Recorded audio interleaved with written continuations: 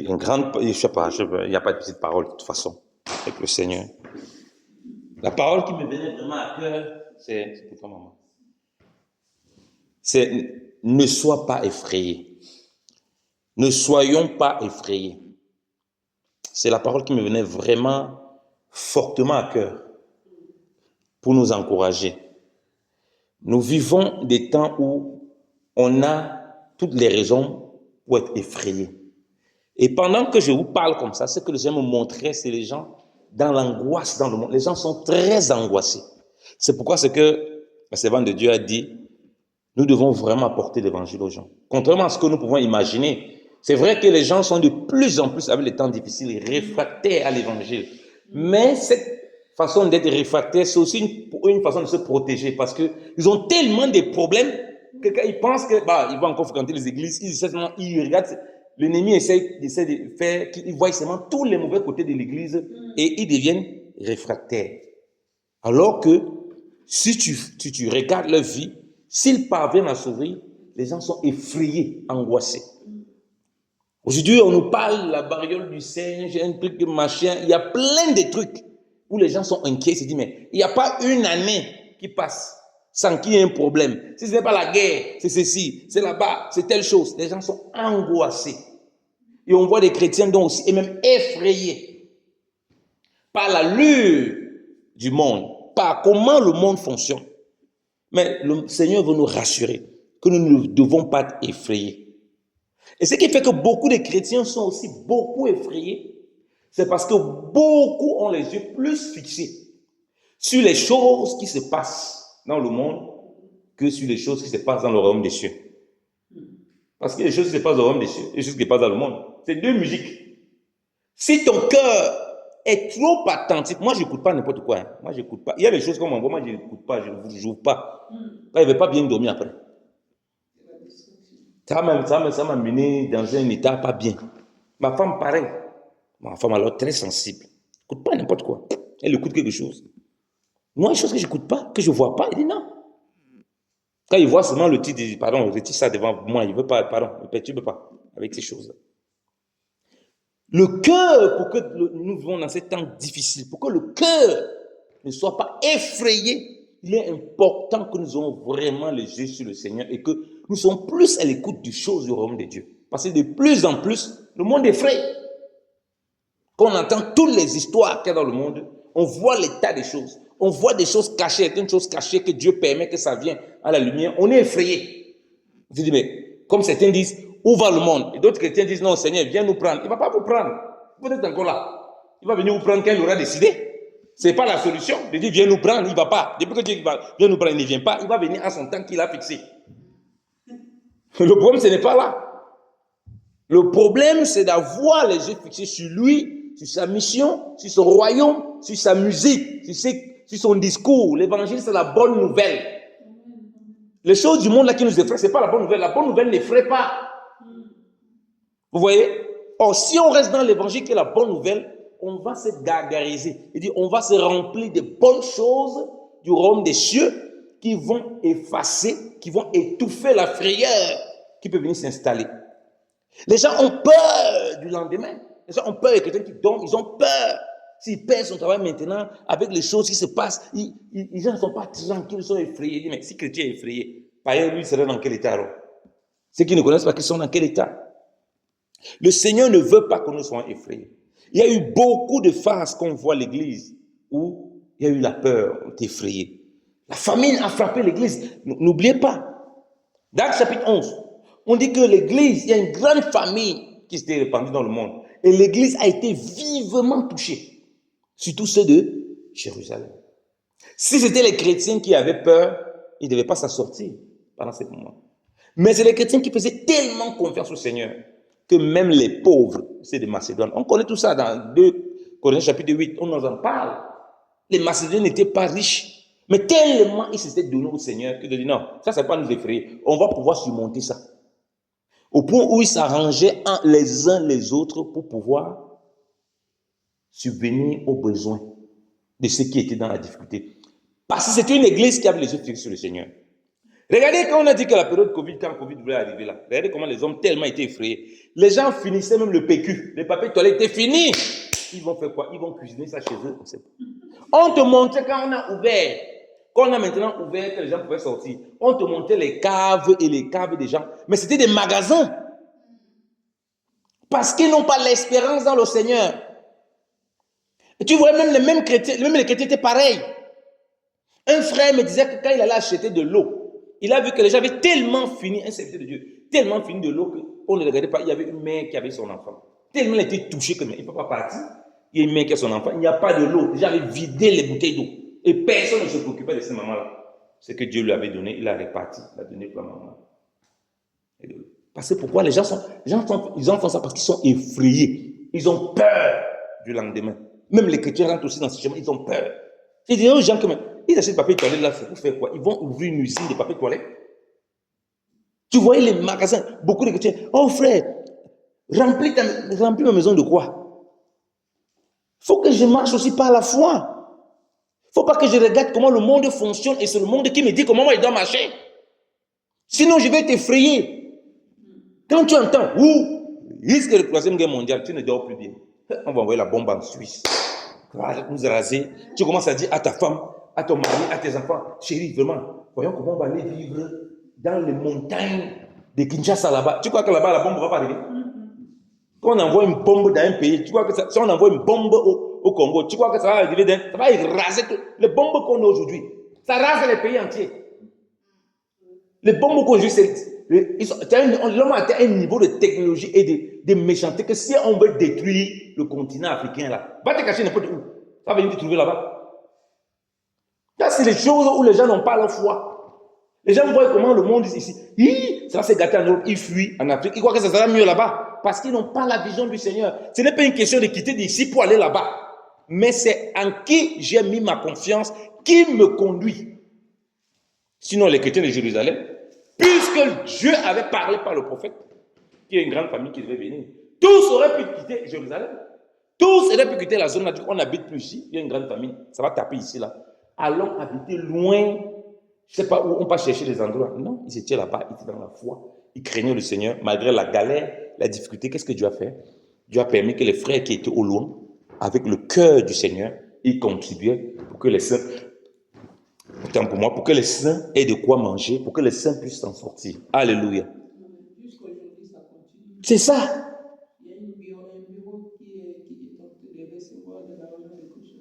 Donc c'est toujours comme ça en tant qu'enfant de Dieu. Si nous voulons marcher par la peur, être effrayés par ce qu'on entend à gauche et à droite, on ne va pas s'en sortir. Regardez ce que le Seigneur nous dit. Jean 14 déjà. On va lire Jean 14, verset 1.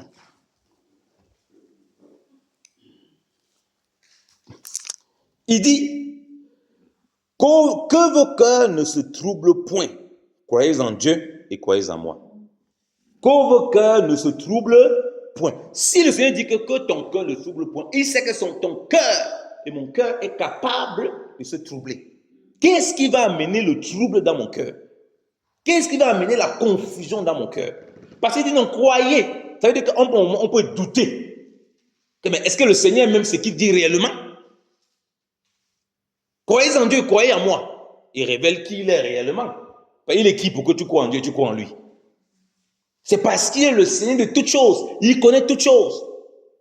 Il sait que toi et moi, le cœur va être troublé par tout ce qu'on peut vivre, par tout ce qu'on peut entendre, par tout ce qui peut se passer autour de nous. Le cœur va être troublé. Mais il a trouvé la solution. Il dit, croyez en moi. Croyez en ce que j'ai accompli. Croyez en mes promesses. Croyez en ma parole. Croyez en ce que je suis. Parce que ce que j'ai dit, je l'accomplis. C'est une vérité. Regardez les yeux fixés sur moi. Ne regardez pas comment les gens y sont. Votre cœur peut à un moment être troublé. Il dit non, il ne faut pas que ça se trouble. Et il donne la solution. Pose les regards fixés sur Christ. Vous voyez? Et continue, Jean chapitre 16, on va le lire. Qu'est-ce qu'il nous dit?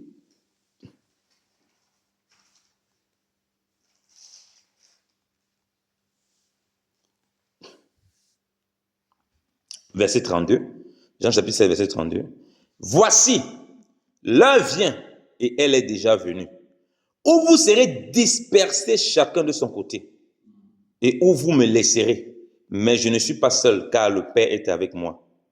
Je vous ai dit ces choses afin que vous ayez la paix en moi. Vous aurez des tribulations dans le monde, mais prenez courage, j'ai vaincu le monde. Alléluia. Il dit, les disciples vont l'abandonner. Pourquoi? Premier niveau, c'est que la persécution va arriver sur le Seigneur et sur eux. Étant donné qu'ils ne sont pas encore remplis du Saint-Esprit, ils vont prendre panique. Il a dit avant que votre cœur ne trouble point. Nous croyons que nous pouvons vivre une vie chrétienne. Il n'y a pas la persécution. La persécution vient aussi par les informations qu'on entend. La persécution, ce n'est pas seulement qu'on t'arrête. Les informations que tu peux entendre, ça te persécute, ça t'effraie. Ça te met dans une condition où tu ne pries plus. Il y a des chrétiens qui ne prient plus. Ils réfléchissent ce matin, midi soir, comment ils vont jongler pour s'en sortir, avoir de leurs petites affaires, parce qu'on a dit que dans 10 ans, telle structure va s'effondrer. Mais ça, c'est quoi ça? Il ne vit plus par la foi, il vit par ses propres calculs. Et les propres calculs sont poussés par quoi? Par la peur, parce qu'il est effrayé.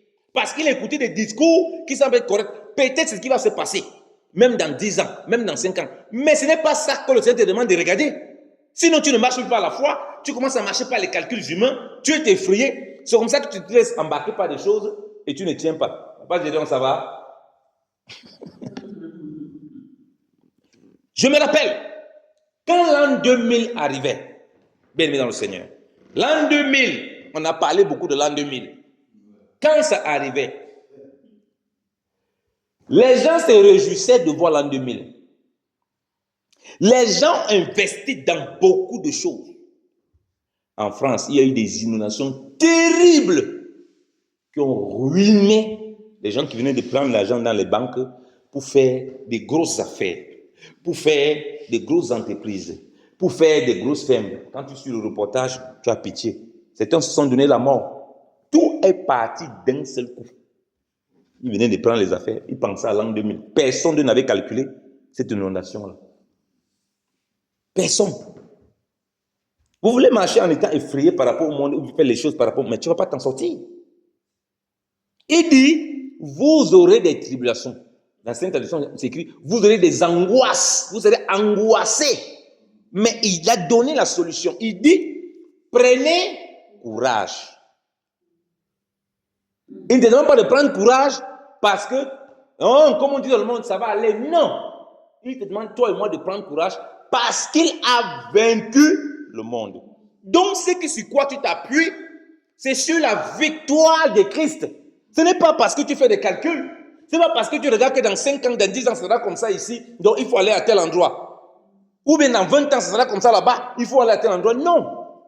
La victoire qui fait en sorte que tu ne sois pas effrayé. Tu peux rester ici. Tout autour de toi, c'est branle, mais toi, tu restes debout. Alléluia. Tu peux rester ici. Tout le monde perd le travail, mais toi, tu as le travail. Tu peux rester ici. Tout le monde gagne le travail, mais toi, tu peux le travail. Et c'est tout le monde qui a le travail qui s'occupe de toi. Alléluia. Parce que c'est Dieu lui-même qui va toucher le cœur pour qu'il fasse ce que Dieu demande de faire. Ce n'est pas en fonction des hommes, c'est en fonction du Seigneur. Alléluia. Donc, il dit que nous prenons courage, pas parce que nous avons écouté les histoires, que le monde, il y a Covid, il y a des choses, où on est paniqué, il y a la guerre, il y a la variole du sein, il y a une autre machine qui va arriver, le monde sera paniqué, attention, les ténèbres, ça c'est les gens qui n'ont pas Christ, ils sont perdus, ils ne savent pas ce qui se passe. Toi tu écoutes ça, tu rigoles, tu dis Amen, Alléluia, gloire à Dieu, Seigneur, ta parole est vraie. Tu as dit que ces choses vont arriver. Pourquoi moi je dois être inquiet? Il nous a dit qu'il y aura des guerres, il y aura des trucs, il y aura des pestes, il y aura des... Il a tout dit, il a dit qu'il y aura des pestes, il y aura des malades, tout ce qui se passe. Rien n'est nouveau. Le monde se sert de ça pour effrayer parce qu'on nous prépare la venue de l'homme impie. Donc, si toi tu es mon effrayé, ça veut dire qu'on ne sait pas qu'on a la victoire. On croit toujours qu'on est dans la défaite. Et on croit toujours que notre vie dépend des circonstances du monde. Jamais. Ça dépend du Seigneur. Ne nous laissons pas effrayer. Et une des choses aussi, ce n'est pas écouter, c'est, comme je dis, il ne faut pas écouter tout et n'importe quoi. Il faut écouter le Seigneur. Il dit que toi et moi, nous a donné la victoire. Parce que j'ai vaincu. Il ne s'est pas arrêté là. Puis il dit d'abord, prenez courage. Vous avez des tribulations, oui, dans le monde, dans votre chair. Vous allez voir des choses. Vous allez dire, ah, la parole du Seigneur est vraie. Voilà ça que le Seigneur avait dit sans que d'arriver. Au lieu de dire comme ça, on commence à avoir peur. Hey, ma vie sera quoi demain? Qu'est-ce qui va se passer? Le lendemain, on veut écouter la nouvelle information. Est-ce que ça a disparu? C'est pas comme ça. Est-ce que la guerre a s'arrêté? Est-ce qu'on vit dans l'angoisse totale? On ne comprend pas que il dit bien que j'ai vaincu. Il ne s'arrête pas là. Comme j'ai dit, il nous a donné sa victoire. Il nous a donné sa victoire là par quoi? Par la foi. 1 Jean chapitre 5. 1 Jean chapitre 5, vous le connaissez bien aimé dans le Seigneur. Que nous dit l'Écriture? 1 Jean chapitre 5.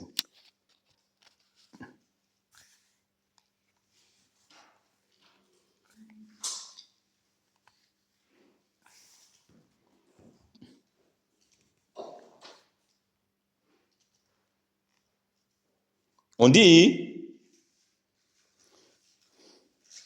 à partir du verset 1, quiconque croit que Jésus est le Christ est né de Dieu, et quiconque aime celui qui l'a engendré aime aussi celui qui est né de lui. Nous connaissons que nous aimons les enfants de Dieu lorsque nous aimons Dieu et que nous pratiquons ses commandements. Car l'amour de Dieu consiste à garder ses commandements, et ses commandements ne sont pas pénibles. Parce que tout ce qui est né de Dieu triomphe du monde. Et la victoire qui triomphe du monde, non, c'est nos calculs. C'est parce qu'on a vu que là-bas c'est plus prospère, ici c'est moins prospère. C'est parce qu'on a entendu des informations là-bas, ça nous a rassurés. Non, on n'a pas besoin d'entendre les informations du monde. Ce n'est pas la bonne nouvelle là-bas. Voici la bonne nouvelle. Alléluia. Voici la bonne nouvelle pour nous. Voici ce qu'on entend, bonne nouvelle. Parce que le monde ne va jamais donner une bonne nouvelle. Le monde va dire les choses en fonction des intérêts du monde. Et on dit donc que ce qui est né du monde triomphe du monde. Né de Dieu triomphe du monde parce qu'il a l'Esprit de Dieu. Et la victoire qu'il a, c'est quoi? C'est notre foi. C'est ta foi. Quand le Seigneur dit donc qu'il a vaincu, que nous prenons courage, c'est parce que par sa victoire, nous avons la foi. Et par cette foi, nous vivons pleinement sa victoire. Donc, nous devons juste être des hommes et des femmes de foi. Croire même lorsque les choses semblent être, comme disent souvent certaines personnes, même si tu es dans un endroit, tout le monde va mourir. Pourquoi toi, tu ne mourras pas? Tu vas mourir pourquoi? Même si tout le monde doit mourir, ça paraît bizarre de dire ces choses. C'est la foi. Tu es tranquille. De telle sorte que comme, regardez, Shadrach, Abednego, quand on les attrape, vous ne vous procédez pas comme tous les autres. Ils ont dit non. On se pensait comment? Non, on adore qu'un seul Dieu. Ça, c'est quoi ça? Non, on n'est pas dedans quand on est soit là. Qu'est-ce qu'ils disent? Ils disent que on ne va pas se procéder, même si notre Dieu ne nous délivre pas là-bas. On va seulement mourir là-bas. Vous voyez? Ils disent que même si ils savaient que Dieu pouvait les laisser là-bas, mais ça ne changeait pas du tout leur foi. Ils étaient prêts à mourir. Parce qu'ils savaient en qui ils avaient cru. Je vous pose la question. Bon, je n'ai pas touché les Daniel. J'aime pas. C'est un texte que j'aime beaucoup parce qu'il développe ça beaucoup. Il y avait que eux parmi les enfants d'Israël. Pourquoi il n'y a que les trois là? Les autres étaient où? Les autres se sont compromis. Les autres ont dit que, ok, on va faire quand même un peu semblant. C'est les chrétiens d'aujourd'hui. On est effrayés parce qu'on a dit dans le monde. On est effrayés. On a peur qu'on soit regardé bizarrement. Dieu nous met des gens en avant pour dire que non. Il y a des gens qui ont dit que non, jamais. Ici là, on n'accepte pas ça. Ça là, vous mentez. Vous laissez seulement nous faire brûler. Et nous, chrétiens, aujourd'hui, non, ce n'est pas le cas. On est effrayés. On a peur de ce qu'on entend comme discours. Vous savez que de plus en plus, les lois seront dures. Hein. Prêchez même l'évangile comme ça, comme on a dit qu'on va évangéliser. Tu parles un peu, tu auras les problèmes. Hein. Déjà que c'est considéré aujourd'hui comme le prosélytisme. C'est-à-dire que tu fais la propagation de ta conviction et tu vas imposer les gens. C'est comme ça que le prosélytisme, c'est un terme péjoratif, c'est un terme négatif. Pour dire en français facile.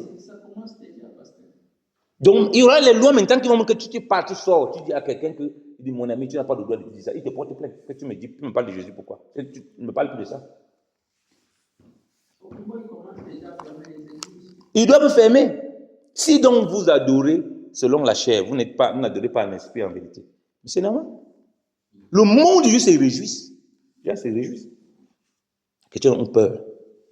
Ce qui triomphe du monde, c'est notre de foi. Ce n'est pas ton argent, ce n'est pas tes calculs, ce n'est pas tes diplômes. Ça ne peut pas te faire triompher du monde. Ce n'est pas tous tes acquis. Donc si tu écoutes le monde pour suivre les informations du monde, tu vas être effrayé, tu dors, tu n'es pas tranquille. Comment va se passer? Qu'est-ce que le monde va devenir? Non, tu n'as pas de soucis par rapport à ça. Tu es dans l'arche. Quand l'inondation va venir dans le monde, le bateau va nager dans l'eau.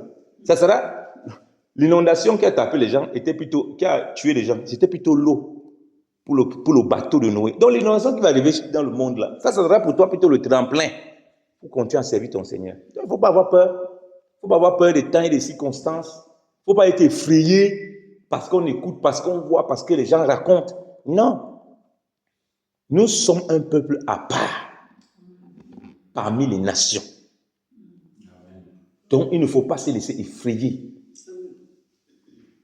Nous sommes trop effrayés. Trop effrayés. Nous n'osons plus faire certaines choses à cause de cette peur qui nous tient. Nous n'osons plus poser certains actes. Les tribulations, c'est pour nous tous. Comme je dis, ça vient de partout. On est bombardé de partout. On ne sait même plus où poser la tête. On ne sait plus.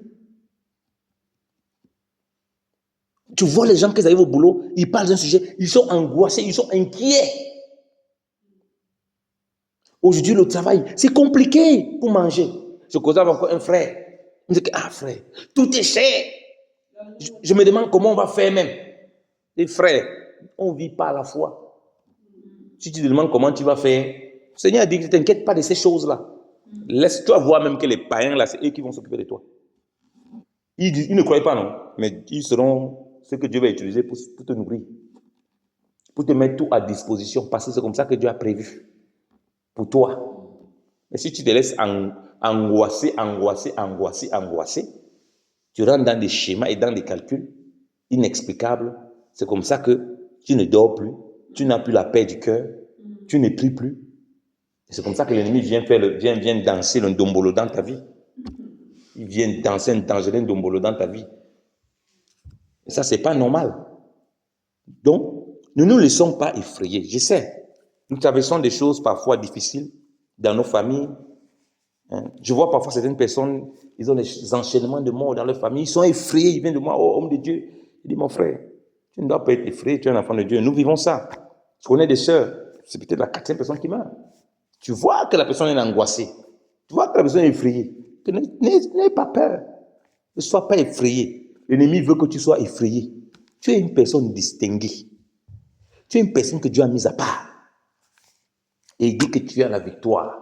S'il dit que tu as la victoire, pourquoi tout le monde va discuter? On commence à dire comme je dis, ah, ce que nos pères avaient dit, où est ça, où est ça? Seigneur, où est ma victoire là? Ça, c'est l'incrédulité. Il t'a dit déjà quoi? Il dit que si tu crois, tu verras la gloire de Dieu. Donc, les tribulations, ça fait partie de notre lot. Les difficultés font partie de notre lot. Si la vie chrétienne est quelqu'un, c'est toujours tout douce. Ce n'est pas la vie chrétienne, c'est une autre chose. Il n'est pas en Christ. Si tu dis que ta vie en Christ, c'est tout doux, alors que lui-même, il a dit, vous aurez des tribulations. Lui, le maître, dit que vous aurez des tribulations. Toi, tu dis que ta vie, il n'y a pas de tribulation. Tu es toi à la plage, à maillot de bain, en train de boire, de siroter un bon jus. Non, c'est qu'il y a un problème. Ça, c'est la télévision. Ça, c'est les réseaux sociaux. Parce que les gens que vous voyez même dans beaucoup de réseaux, beaucoup de gens sont comme ça là. C'est les habits qu'ils ont achetés. Ils ont acheté les habits et c'est seulement pour ce jour-là, pour se filmer. Alors que dans leur maison, ils ne dorment pas bien.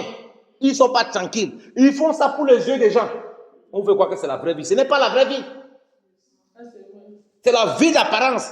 Mais va chez lui, tu vas voir que même manger, il a du mal à manger. Mais comme il faut paraître, il vient, il se filme, alors qu'il a pris les habits là chez son voisin. Il vient, il se filme, il joue les beaux gauches. Il monte partout. Il rentre à la maison, il ouvre le frigo, c'est vide. Il n'y a rien. Dans la vie chrétienne, ce n'est pas une vie facile.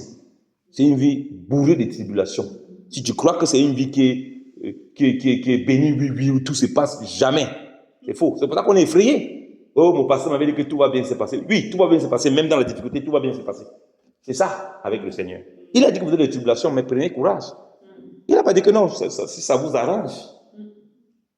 Si ça vous plaît. Donc, nous ne sommes pas effrayés. La peur va venir. L'angoisse va venir. Mais on va la surmonter. On va surmonter ces choses par notre foi. Parce que le Seigneur dit, on trouve l'assurance auprès de lui. Oui, Seigneur, c'est difficile pour finir peut-être les fins du mois. Oui, Seigneur, c'est difficile dans ma famille. Oui, Seigneur, c'est difficile avec mon mari. Oui, Seigneur, c'est difficile avec mes collègues, machin. Seigneur, il y a des choses que je ne comprends pas autour de moi. Mais Seigneur, j'ai mis ma confiance en toi et je sais que tu veilles sur moi. Alléluia.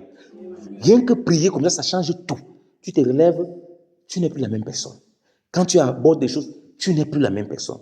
Oui, Seigneur, on attend qu'il y aura des guerres. Oui, Seigneur, il y a des maladies bizarres. Oui, Seigneur, il y a des choses étranges. Seigneur, je ne sais pas comment faire. Je vois la peur vouloir me saisir face à mes enfants, face à ma famille. Il y a beaucoup de sorcellerie. Mais toi, tu es au-dessus de toutes choses. Ton cœur n'est pas à la même disposition. L'autre qui ne dort pas parce qu'il est arrivé dans la nuit où on a finalement fini, il y a eu une guerre et il est mort, lui et sa famille. Depuis là, il ne dort plus bien. C'est quelle histoire ça? Il y a eu la guerre, lui et sa famille, lui, il est mort. Il est mort, il ne dort plus bien. C'est des païens. Il n'est pas tranquille. Il dit que ce n'est qu'un rêve. Mais il n'est pas tranquille. Il ne dort pas, il est effrayé. S'il était tranquille, il ne veut pas raconter aux autres. Il raconte aux autres parce qu'il n'est pas tranquille. Il veut savoir si les autres ont aussi rêvé comme lui. Mais il va dire après que c'est rien, ce n'est pas rien. Il n'est pas tranquille. Mais toi et moi, nous sommes tranquilles. Nous sommes dans le Seigneur et nous savons que rien ne peut nous arracher de ses bras. Lisons un dernier passage, puis on va prier. Ne serons pas effrayés, bien-aimés dans le Seigneur.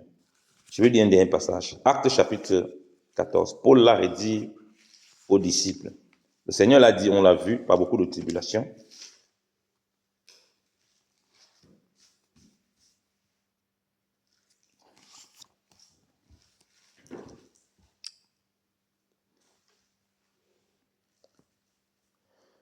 Je vais lire à partir de 6 pour mettre un peu le contexte.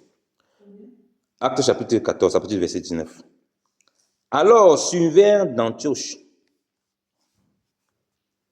et d'Iconie les Juifs qui gagnaient la foule et qui, après avoir lapidé Paul, le traînaient hors de la ville, pensant qu'il était mort. Mais les disciples l'ayant entouré, il s'éleva et entra dans la ville.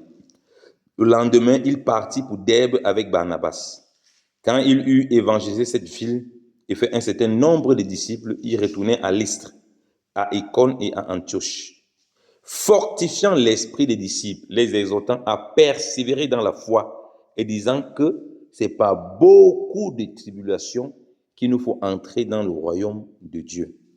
Écoutez, ça c'est quand même un texte terrible, formidable. Moi, je ne sais pas si vous et moi, on peut nous lapider. Toi et moi, on nous lapide. Toi et moi, on nous lapide. Et les gens viennent nous entourer, on se lève.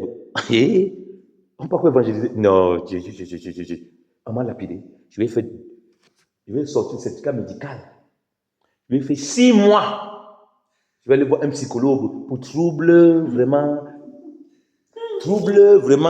psychologiques, machin, je ne suis pas bien, il faut que j'arrête pour le travail, ma foi a été persécutée. On utilise tous les moyens que le monde a mis en place pour essayer de se restaurer et tout. Ce n'est pas comme ça. Quand on parle du Seigneur, ce n'est pas comme ça. Il faut qu'on a le schéma du monde. C'est fini, on a tué le feu que tu avais. Dès qu'on finit là, ok. Pour les Romains, il peut aller se plaindre. Hein. Il est Romain, il peut se porter plainte. On arrête ces gens-là. J'ai été lapidé à tort pour rien. Il porte plainte. Il dit que je n'ai pas le temps pour ça. Je sais que l'évangile, ça peut amener à toutes ces choses-là. Il se lève, il continue à évangéliser et faire des disciples du Seigneur. Il revient vers ses frères. La Bible dit quoi? Fortifiant l'esprit. Ça veut dire quoi? Tout ce que les frères ont vu, ça les a effrayés. Quand vous voyez qu'un leader est lapidé, il vous a apporté l'évangile, plusieurs sont convertis. Il est lapidé devant vous. On prend dans les cailloux. Vous-même, vous dites que si le gars n'est pas mort, peut-être parce que le leader, sinon on sait, c'est qu'on va mourir comme des mouches ici. Mieux chacun se tait, on reste chez lui ici. Chacun reste chez lui. Ils ont entouré Paul. Dieu l'a relevé. Il est parti. Ça veut dire quoi? La figure spirituelle que ça donne, c'est que l'ennemi va cibler les leaders pour les assommer. Dans le but d'effrayer les disciples.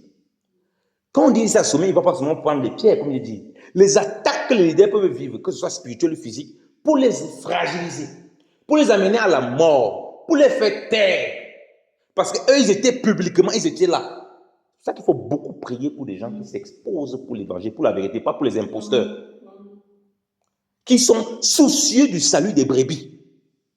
Parce que l'ennemi va tout faire pour les abattre, pour que les autres soient découragés, soient effrayés. Paul savait ça, et il s'est relevé, il est parti. On ne dit pas le discours qu'il a eu avec eux en ce moment, non, il est d'abord parti.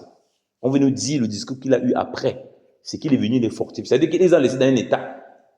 Et dans quel état ils devaient se retrouver après avoir vécu ce qu'ils ont vécu? Le gars revient encore, il voit, mais quel courage! Et il dit, c'est pas un peu de temps en temps les tribulations, c'est pas beaucoup de tribulations que nous devons entrer dans le royaume. Entrer physiquement, je veux dire que Dieu vient nous enlève comme ça, c'est pas passer par beaucoup de tribulations. Nous sommes dans le royaume par l'esprit. Mais entrer là qu'on est corps, âme, esprit, le corps est transformé à la gloire du Seigneur là, ça va passer par beaucoup de tribulations. Et chacun de façon variée. Ce n'est pas obligé d'être la même chose, ce n'est pas obligé d'être la lapidation physique. Donc, tout ce qu'on va vivre autour nous va nous effrayer. C'est une forme de tribulation, une forme de persécution violente.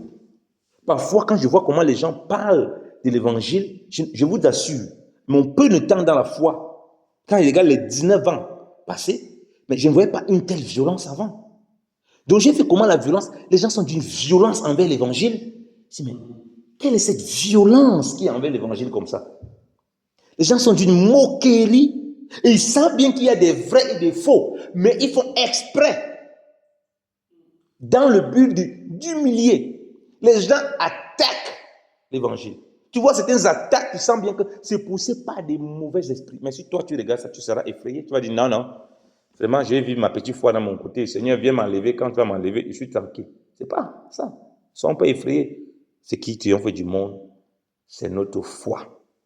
Que le Seigneur donne encore d'être des hommes et des femmes de foi et de compter sur sa victoire parfaite, sa victoire puissante, sa victoire glorieuse, sa victoire céleste, sa victoire divine, sa victoire qui libère toute la gloire de Dieu, sa victoire à la croix de Golgotha contre la mort et qu'il a exposé toutes les dominations en spectacle. Nous ne sommes pas en aventure. Nous sommes dans une guerre où nous avons déjà la victoire. Nous sommes la seule armée qui partons en guerre. Nous connaissons déjà l'issue du combat. Alléluia. Pourquoi avons-nous peur? Pourquoi nous laissons-nous effrayer? Le Seigneur nous a donné la victoire. Prions et glorifions le Seigneur. Seigneur, oui, Père, nous avons été longtemps effrayés.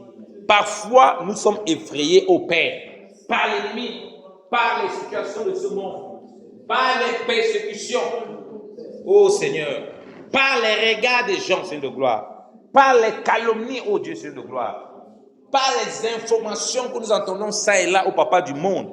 Seigneur, qui a tendance, Seigneur de gloire, à nous ébranler, ô Dieu, à nous faire, ô Papa, Seigneur de gloire, douter même de notre foi, ô Seigneur de gloire. Seigneur, mais ce matin, ô Seigneur, tu nous rappelles, ô Dieu, ô Seigneur, tu nous rappelles de prendre courage, ô Père, car tu as vaincu le monde, ô Seigneur de gloire. Et ta victoire, ô Papa Seigneur de gloire, tu nous l'as donnée, ô Dieu, et tu veux que nous vivons pleinement cette victoire. Ta victoire, ô Père. Seigneur, tu as acquis à la croix, ô Papa Seigneur de gloire, ô Seigneur, et tu nous partages cette victoire, afin que, ô Père, le monde, ô Seigneur de gloire, Seigneur, ne domine pas sur nous par ses raisonnements, ô Papa Seigneur de gloire, par ses folies, ô Père, au nom de Jésus. Seigneur, nous sommes victorieux, ô Papa Seigneur. Nous ne voulons rien laisser nous effrayer. Rien laisser nous ébranler au sein de gloire. Seigneur, ce n'est pas au sein de gloire l'état, Seigneur, des délabrements du monde. L'état, Seigneur de gloire, Papa, Seigneur, des conditions horribles du monde qui dictent, Seigneur de gloire, notre marche et qui nous met en paix ou en joie. C'est état en toi que nous sommes en paix. Seigneur, en comptant sur toi, sur ta parole, sur ce que tu dis, sur tes promesses, ô Dieu, que nous avons la paix, ô Père. Au nom de Jésus de Nazareth, Seigneur. Merci encore au Père pour ta grâce. Merci encore au Père pour ton amour, ô Seigneur. Sois glorifié encore au Père. Sois élevé encore au Dieu. Oh Papa, parmi nous, ô Seigneur. Oh Papa, laisse que des frères et sœurs, ô Dieu, qui étaient effrayés, ô Papa, Saint de gloire. Seigneur, et qui voulaient s'appuyer sur la chair, comprennent, ô Dieu, que le refuge est en Christ. Le refuge n'est pas dans la chair. Alléluia. Oh Seigneur, Papa. Seigneur, oui. Peu importe, Saint de gloire, les tentatives de l'ennemi, ô Dieu, de nous décourager, ô Papa, de nous amener dans la peur, Seigneur, d'attaquer notre foi, d'attaquer l'évangile. Nous savons que nous sommes plus que vainqueurs. Tu as vaincu le monde, ô Dieu, et tu nous as donné cette victoire, ô Père, au nom de Jésus. Merci, Seigneur, pour ta grâce. Merci, Seigneur, pour ton amour. Sois glorifié, ô Papa. Sois élevé encore, ô mon Dieu, mon roi. Alléluia. Alléluia. Oh, gloire te soit rendue encore au Père. Gloire te soit rendue encore au Père. Règne encore, Seigneur, parmi nous, ô Dieu. Et glorifie-toi encore, ô Seigneur. Seigneur, parfois nous avons dormi dans la peur. Nous avons été effrayés, papa, par des songes, Seigneur de gloire, des attaques démoniaques au Père, des attaques d'ennemis au Dieu. Seigneur, oh papa, nous ne savons même plus, oh papa, où poser la tête, Seigneur. Nous nous posons des questions. Est-ce que nous allons nous en sortir? Est-ce que ça va bien se passer pour nous? Mais tu veux nous rassurer, oh Père. Oh Seigneur, que tout se passera bien pour nous, car tu es avec nous, oh Seigneur. Tu nous tiens la main au sein de gloire et tu nous conduis au Papa Saint de gloire dans tes eaux paisibles, ô Père, au nom de Jésus. Alléluia. Seigneur, merci pour ta grâce, ô Dieu. Merci pour ton amour, ô Seigneur. Sois glorifié encore, Papa. Sois élevé encore, ô Dieu. Seigneur, nous ne sommes pas les hommes, Seigneur, de peur. Seigneur, nous ne sommes pas les hommes qui écoutons les discours que le monde propage, ô Saint de gloire. Nous écoutons ton discours qui est la bonne nouvelle, ô Dieu. La bonne nouvelle du salut pour nos âmes. La bonne nouvelle du salut pour nos familles. La bonne nouvelle du salut au Papa Saint de gloire pour nos amis. Nous voulons leur apporter cette bonne nouvelle, ô Dieu, pour qu'on ne soit plus dans la peur, ô Saint de gloire, au Papa. Tu as dit, n'ayez crainte, petit troupeau. Oui, il a plu au Père de vous disposer le royaume. Alléluia. Alléluia, Seigneur, merci pour ta grâce. Merci, Seigneur de gloire, ô Papa Saint de gloire, pour ton amour, ô Dieu. Sois béni, ô Papa Saint de gloire. Sois glorifié encore, ô Père. Alléluia. À toi la gloire encore, ô Dieu. Seigneur, la bonne nouvelle, ô Papa, Seigneur, parmi nos collègues. La bonne nouvelle, ô Dieu, en toute situation. La bonne nouvelle, même dans la galère. Parce que tu prends soin de nous. Parce que tu nous équipes. Parce que tu nous relèves. Parce que tu nous fortifies. Parce que tu nous bâtis. Parce que tu, ô Dieu, tu nous équipes, Seigneur de gloire, en toutes choses. La bonne nouvelle, ô Dieu, même lorsque, Seigneur de gloire, ô Papa, nous semblons, ô Dieu, ne rien comprendre, ne rien savoir, ô Papa, Seigneur de gloire. La bonne nouvelle, ô Dieu, même lorsque, ô Dieu, Seigneur, tout semble, Seigneur, aller à l'encontre, Seigneur de gloire, de tes bien-être. Nous savons que tu es là et que tu es puissant. Sois glorifié encore au Père. Sois glorifié au Dieu. Nous ne sommes pas, Seigneur de gloire, des gens qui sont effrayés, oh mon Dieu, mon roi. Nous ne voulons pas nous laisser effrayer au Père. Alléluia. Gloire te soit rendue encore, oh Papa. Gloire te soit rendue encore au Père. Alléluia. Alléluia. Oh Seigneur. Merci Seigneur pour la bonne nouvelle, oh Seigneur. Merci pour ta grâce, oh Dieu. Alléluia. Oh Seigneur, Papa, nous voulons te prier pour ceux-là qui souffrent de maladies. Père, quelles que soient les maladies, oh Père, les bien-aimés, oh Dieu, Seigneur, qui sont dans la peur, que la maladie va les tuer, qui sont effrayés, Père, qu'ils soient délivrés maintenant au nom de Jésus, qu'ils retrouvent la santé, qu'ils retrouvent la forme, oh Dieu. Oh Seigneur. Papa, il te prie maintenant au Père, pour tous ceux qui, au Père, Seigneur, au Papa, chrétiens, au Papa, qui sont apeurés au Père, par le suicide au Père, au nom de Jésus. Seigneur, qu'il y ait une maladie de troubles mentaux, oh maintenant, au Père, qu'ils soient guéris, qu'ils soient délivrés maintenant, au nom de Jésus. Merci pour ta main puissante, au Père, qui agit encore au Père.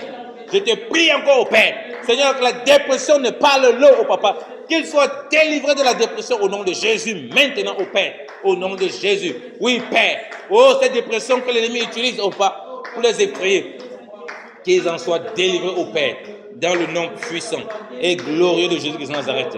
Alléluia, alléluia. Oh Seigneur, merci pour ta grâce. Merci Seigneur. Alléluia, oh Seigneur. Alléluia. Gloire te soit rendue encore au Père. Alléluia, Seigneur. Merci, oh mon Dieu, mon roi, au Père. Alléluia. Alléluia. Oui, Seigneur, sois glorieux, sois glorifié encore au Père. Sois élevé encore au Père. Alléluia. Alléluia. Merci, Seigneur, pour ta grâce. Seigneur, sois béni au Père. Sois élevé encore au Père. Dans le nom de Jésus-Christ de Nazareth. Amen, Seigneur. Amen. Gloire à toi. Merci, Seigneur, pour ta grâce au nom de Jésus-Christ. Amen.